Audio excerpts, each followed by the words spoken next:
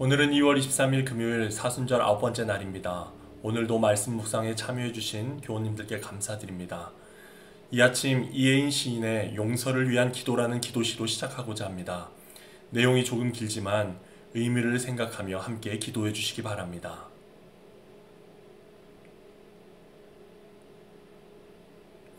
그 누구를 그 무엇을 용서하고 용서받기 어려울 때마다 십자가 위에 당신을 바라봅니다.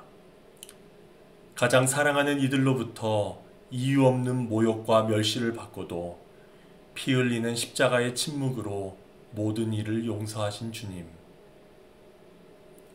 용서하지 않는 사랑은 사랑이 아니라고, 용서는 구원이라고 오늘도 십자가 위에서 조용히 외치시는 주님. 다른 이의 잘못을 용서하지 않기엔 죄가 많은 자신임을 모르지 않으면서 진정 용서하는 일은 왜 이리 힘든지요.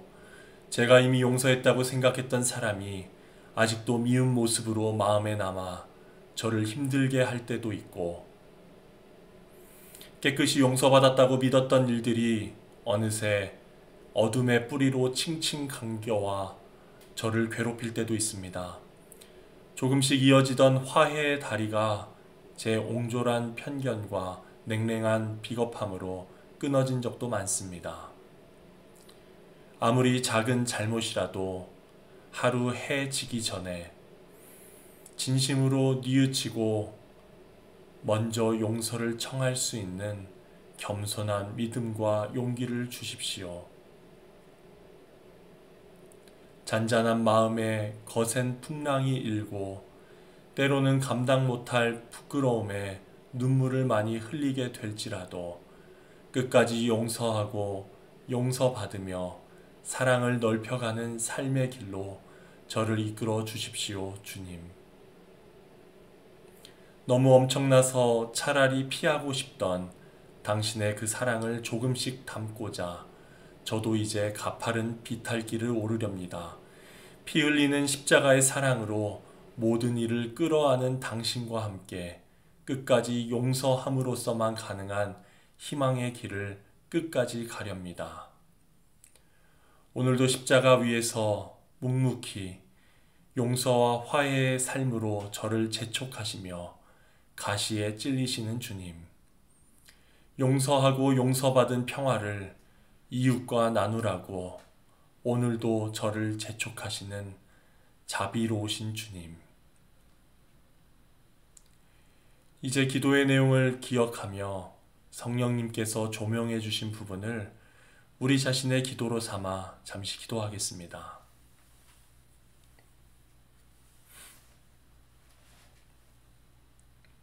사랑의 하나님, 사순절 기간 동안 예수님의 십자가의 예수님을 바라보게 하옵소서.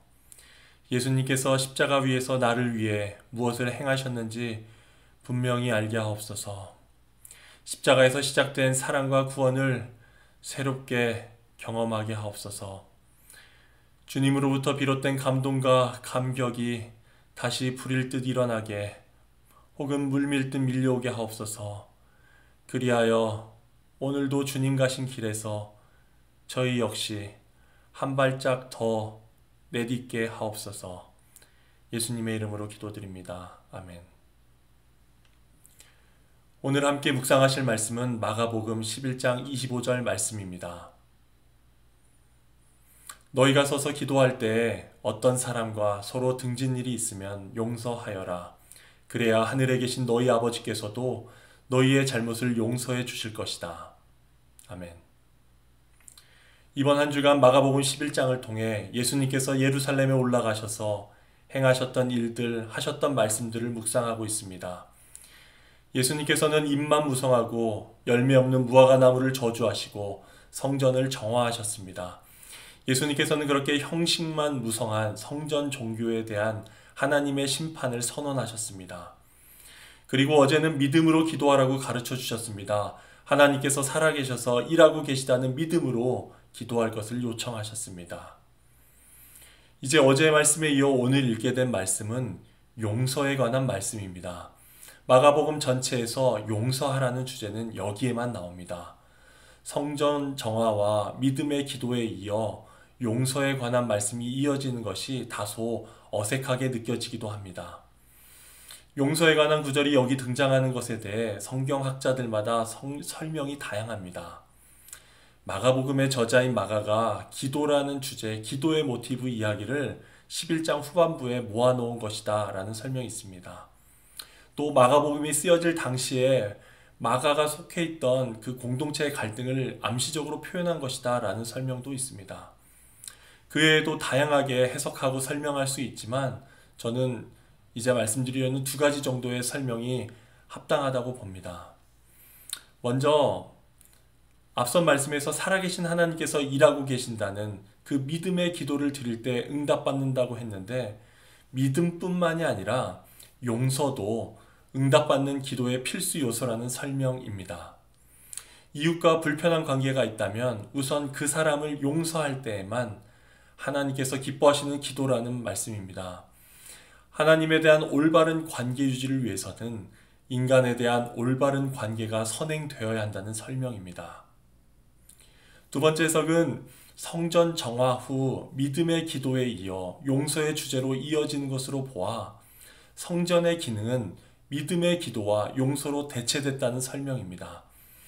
제물의 기초에 용서받던 과거의 성전 개념은 끝났고 새로운 성전이신 예수님께서 믿음과 십자가의 용서를 가르치신 것이라고 볼 수 있습니다. 또 다른 새로운 성전인 우리 역시 믿음의 기도와 용서로 살아야 한다는 가르침이라고 볼 수 있습니다.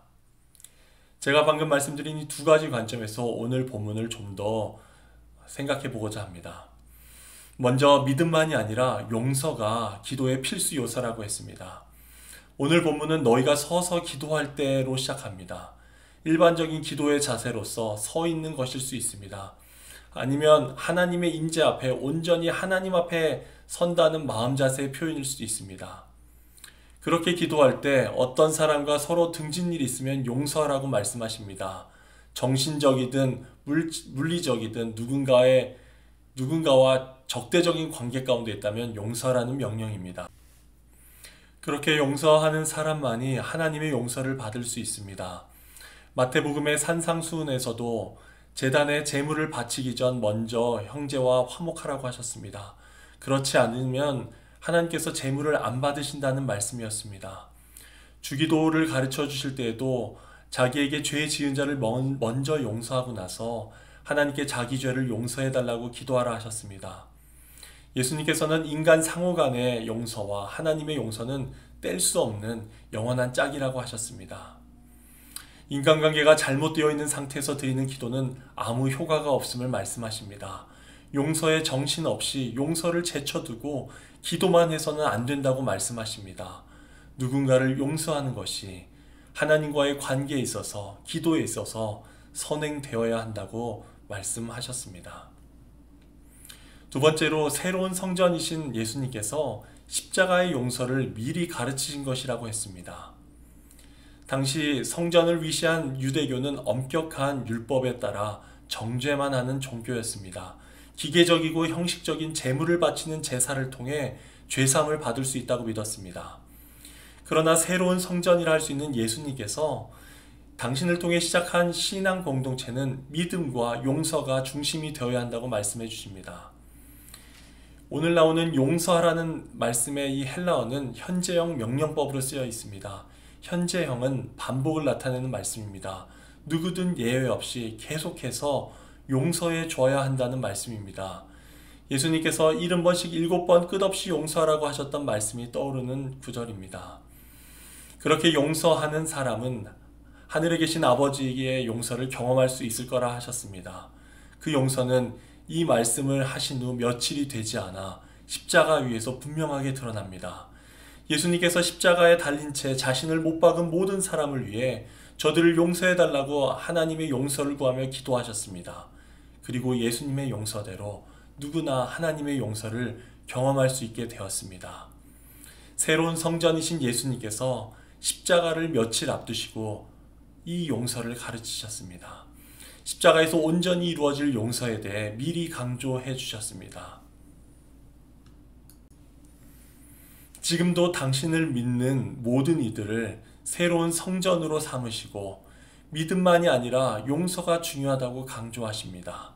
우리 역시 용서로 살아야 한다고 말씀하십니다.